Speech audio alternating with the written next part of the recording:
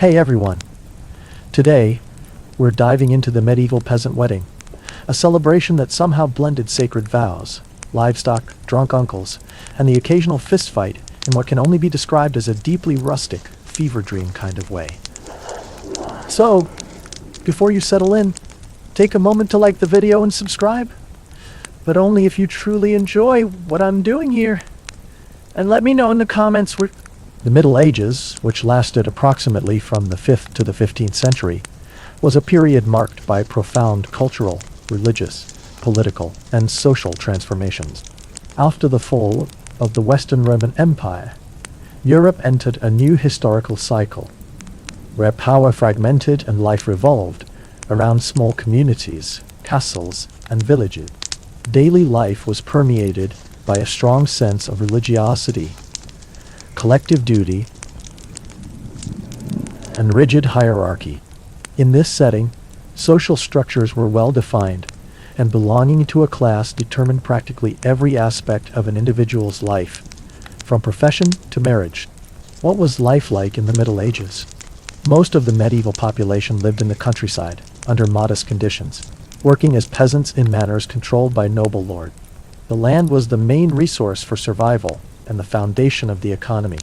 Days were long, work was hard, and life expectancy was short. Social mobility practically didn't exist. While peasants supported the base of the pyramid, knights, nobles, and kings occupied the highest ranks. Education was restricted to a small portion of society, mostly the clergy, and knowledge was passed down orally or through monasteries. The role of family and the church in society. The family was the foundation of medieval social organization. More than an emotional union, marriage was often a contract for economic, political, or territorial purposes. Parents chose their children's spouses with the goal of strengthening the family lineage or expanding its holdings. At the same time, the Catholic Church had immense influence over all spheres of life. It not only determined what was moral or sinful, but also controlled education, social rituals such as marriage and baptism, and legitimized the power of king. The salvation of the soul was the great Christian promise, and also a powerful tool for control. The importance of political and social alliances. In the Middle Ages, alliances between noble families were strategic and often sealed by arranged marriages. These unions aimed to ensure peace between manors, expand territorial domains, or strengthen claims to power. The loyalty between vassals and lords was sworn and upheld the feudal system. Similarly, the church's support was crucial for the legitimacy of kings and emperors. Therefore, political and social alliances were not merely diplomatic agreements. They were an essential part of the mechanism that sustained medieval order. Marriage as a social and political contract. In the Middle Ages, marriage was primarily a strategic alliance. More than an act of love, it served to consolidate pacts between families, secure inheritances, seal peace treaties, and increase social prestige. Among nobles and kings, it was common for marriages to be arranged, while the brides and grooms were still children, with contractual clauses involving lands, dowries, and military promises. Even among peasants, marriage was a way to ensure economic stability and mutual support between families. The church's blessing and the religious role. The Catholic Church played a central role in the institution of marriage. From the 12th century onwards, marriage was considered a sacrament, with rules, rituals, and spiritual implications. The religious ceremony became indispensable, as it signified not only the union of two people, but also a commitment before God. A marriage without the church's blessing was frowned upon, and the church had the power to annul unions that did not follow its precepts, such as marriages between close relatives or those conducted without the consent of the parents or the clergy. When love was not a priority, the romantic ideal that we know today had little influence on medieval marriages. Affection between spouses, while possible, was generally a result that developed over time through living together, not a prerequisite for marriage. Loving one's spouse was considered desirable, but not essential. In many cases, couples barely knew each other before marriage. Romantic passions, when they existed, were often lived outside of marriage.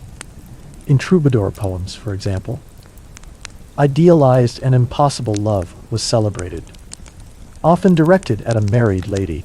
Family strategies to unite territories or maintain status. In the Middle Ages, marriage was not viewed as an act of love, but rather as a strategic tool. Noble families planned unions with extreme caution, aiming to expand their territories, seal political pacts, or preserve social prestige. It was common for the dowry, a collection of goods and wealth offered by the bride's family, to be rigorously negotiated, often being more valuable than the ceremony itself. Thus, marriage became an extension of the political game, serving as currency for exchange between influential lineages. But marriages between nobles and royalty. Marriages between members of the nobility and royalty were carefully orchestrated to consolidate international alliances or strengthen power within the kingdom. Princesses were often promised in marriage in childhood to foreign princes, sealing agreements that could prevent wars or open trade routes. However, these unions rarely took into account the feelings of those involved. Often, the spouses had not even met until the wedding day. What mattered was what the marriage represented politically, not emotionally. The influence of feudal lords on marriage decisions. In feudal societies, the lords held control not only over the land, but also over the lives of their vassals. It was common for them to directly intervene in the marriage choices of their subordinates, especially when inheritance, land consolidation, or the maintenance of social order were involved. They also sought to ensure that unions did not jeopardize their authority or local power structures. Sometimes, the blessing of the feudal lord was considered more important than that of the church itself, a clear reflection of secular influence over personal relationship. Child marriages, a common practice among nobles. In the Middle Ages, it was common for political alliances and territorial agreements to be sealed through arranged marriages between children, especially among the nobility. Girls could be promised in marriage as early as childhood, some as young as 7 years old, although the consummation of the marriage was often delayed until puberty. This practice was seen as a way to secure inheritances, preserve lineages, and forge treaties between powerful families. Notable example: Eleanor of Aquitaine, who married Louis VII of France at 15, had been promised long before for political reasons. Age difference between spouses. The age disparity was a constant. Men in their 30s or 40s often married girls between 12 and 15 years old, as they had already consolidated their social or military position. In this context, the woman was viewed more as a tool for reproduction and a symbol of alliance than as an equal partner. This age difference reflected the social values of the time, where male maturity was synonymous with leadership capacity and authority over the young wife. Expectations imposed on young wives. Young wives, often still teenagers, were thrust into an adult world with high expectations of behavior, fertility, and submission. They were expected to be obedient, modest, pious, and fertile, and to quickly fulfill the role of mothers. Many did not even understand the social weight of marriage, being educated to serve their husbands and represent the family's honor. The pressure to conceive early was intense, as the continuation of the lineage depended on it. Failures in this role could lead to severe consequences, from rejection to abandonment. Rare cases of romantic love in the Middle Ages. For most of the Middle Ages, romantic love was not the main reason for marriage. The union between two people was a strategic decision: political, economic, and social. However, there were rare instances of couples who defied the norms and came together out of affection and passion. These cases were seen as exceptions and often caused family scandal. In noble families, for example, marrying for love could mean giving up important alliances or being disinherited. Among peasants, where social control was less strict, these true love stories could bloom with more freedom, although they were still difficult to sustain against religious and community pressures. Troubadour poets and courtly love. The troubadours were responsible for shaping the ideal of courtly love, a form of love that involved platonic admiration idealization of the feminine figure, and almost religious devotion. This type of love was more of a literary fantasy than a daily reality. The troubadours sang about unattainable women, usually married to powerful lords, and exalted virtues like loyalty, courage, and the suffering of love. Although it did not represent the real relationships of most people, courtly love profoundly influenced medieval culture and helped introduce the concept of romantic love into the European imagination. What happened when someone married for love? Marrying for love was viewed with suspicion. In many cases, couples who chose their own partner faced resistance from family, the church, or the community. Among the nobility, this could be interpreted as rebellion. The couple risked losing inheritances, titles, or political support.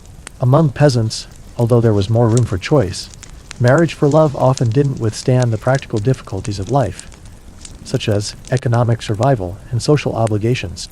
The Catholic Church also had a say in these cases. Marriage was a sacrament, and although the institution advocated mutual consent as the foundation of marriage, in practice, love was rarely considered essential. When a couple married for love, it was more of a coincidence than a cultural intention, from obedient daughter to submissive wife. In the Middle Ages, a woman's path was almost always determined by men. First, the father, then the husband. From a young age, girls were raised to obey and serve. Their behavior was rigidly monitored because the family's reputation rested on them. When they married, often still in their teens, they transitioned from obedient daughters to submissive wives, with no right to influence their own destiny.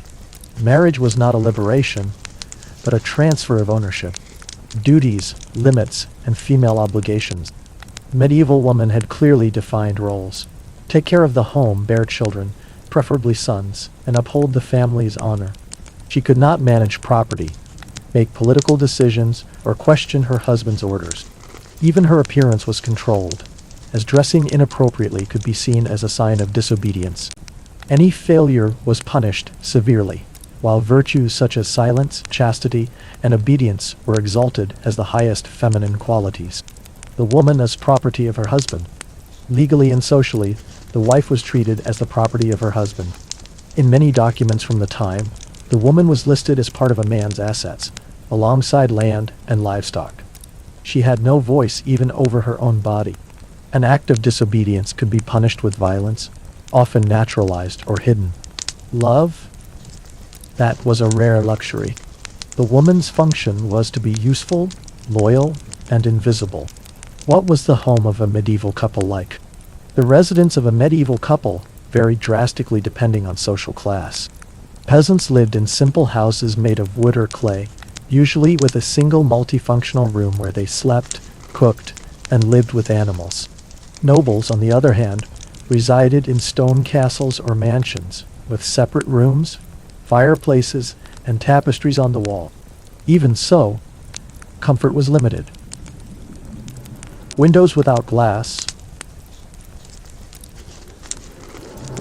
with strong smells were part of everyday life. At home, roles were well defined. The husband was the lord of the house, while the wife took care of domestic maintenance, the children, and often craft or agricultural production. Everything was guided by traditions, religion, and hierarchies. Intimate relations, children, and inheritance. Marriage had an essentially social and political function.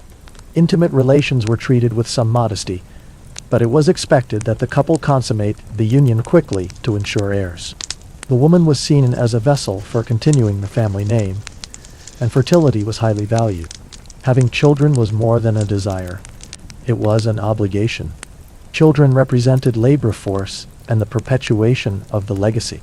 The birth of a son was celebrated because he would secure the family inheritance. In fact, inheritance was almost always reserved for men. Women only inherited property in special cases or in the absence of brothers. The daily life of a medieval wife. A woman's routine was exhausting. She would wake up at sunrise and immediately begin her tasks, preparing bread, taking care of the children, sewing, spinning wool, feeding the animals and keeping the house in order. In peasant families, she would also work in the fields alongside her husband. In noble households, although they had servants, the wife supervised everything and upheld the family's reputation. Few women had access to education. Their instruction came from the church, designed to teach them to be submissive, modest, and obedient. Women who defied this standard were viewed negatively and, in extreme cases, accused of witchcraft. Marriage as a religious sacrament. In the Middle Ages, marriage ceased to be merely an agreement between families and became a sacred sacrament. The Catholic Church began to exercise direct control over unions, determining that marriage was a divine institution, indissoluble, and oriented towards reproduction and Christian morality. Marrying became not only a social issue, but a spiritual one, with eternal implications. Rules, blessings, and prohibition. The Church imposed strict rules on who could marry, when, and how. Marriages between close relatives were prohibited by laws of consanguinity, often requiring a papal dispensation. There were also periods of the year when marriages were prohibited, such as Lent and Advent. The wedding blessing in the church became mandatory for the marriage to be recognized as valid, and any relationship outside this framework was considered a serious sin. The role of monks and priests in rituals. Priests and monks played an essential role in matrimonial rituals. They were responsible for guiding the couple, checking for impediments such as prior religious vows or forbidden kinship, and officiating the ceremony with specific blessings. The presence of the priest symbolized divine approval of the union, and strengthened the role of the church as a mediator between the human and the divine. Wives who married knights or warriors. During the Middle Ages, marrying a knight was, for some women, synonymous with prestige and security. Knights were often rewarded with lands and titles after successful campaigns, making them highly desirable partners. Some noble women were promised to these men as part of political alliances or rewards for bravery. However, there was not always romance in these marriages. Many times, they were survival strategies or social impositions. In times of war, the figure of the knight was idealized, but the marital reality could be marked by constant absence and the trauma brought from the battles. Forced marriages after battles and conquests. Armed conflicts frequently resulted in forced marriages. When a village or territory was conquered, it was common for local women to be forced to marry soldiers or nobles from the victorious army as a form of subjugation and cultural domination. In some cases, this was a way to consolidate power over the conquered territory. These marriages typically lacked the woman's consent and reflected the use of marriage as a tool of war. The woman became a symbol of the possession of land and the submission of a people.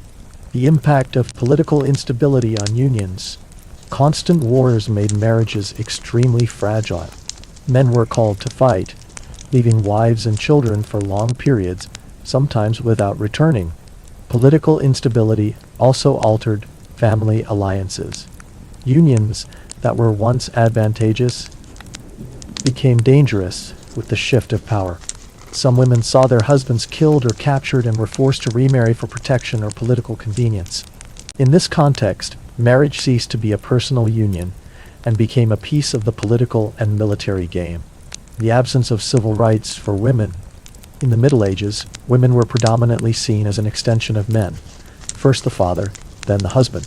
Legally, women were considered incapable of making decisions without male authorization. They could not vote, own property without the mediation of a male guardian, or actively participate in public life. Even widows, who enjoyed relative freedom, were often socially pressured to remarry, quickly losing any autonomy they had gained. Marriage contracts among nobles. Among the nobility, marriage was a meticulously drafted legal agreement, with clauses involving dowries, inheritances, political alliances, and territorial power. Such contracts were negotiated between families and often signed when the bride and groom were still children. The bride had little say in her own marriage, and everything was treated as a business deal. Love did not enter the equation. These contracts protected the interests of the families, but rarely protected the woman herself. Separations, annulments, and the absence of divorce. In medieval society, divorce was non-existent within the Catholic Church, which considered marriage an indissoluble sacrament. The only way to legally dissolve a union was through an annulment, which declared that the marriage had never been valid. This required strict evidence, such as kinship between the spouses or the absence of consent. Separation of bodies, allowed in rare cases of proven violence or adultery, did not annul the marital bond. It only allowed the spouses to live in separate places. The woman, even if separated, remained bound to her husband's name and honor, often without rights to inheritance or custody of the children. The contrast between idealized love and medieval reality. In the Middle Ages, love was often portrayed as a romantic, almost divine ideal, immune to the everyday challenges. However, the medieval reality was far more complex, and at times harsh. Marriages, often arranged, were based more on political alliances and economic matters than on true love.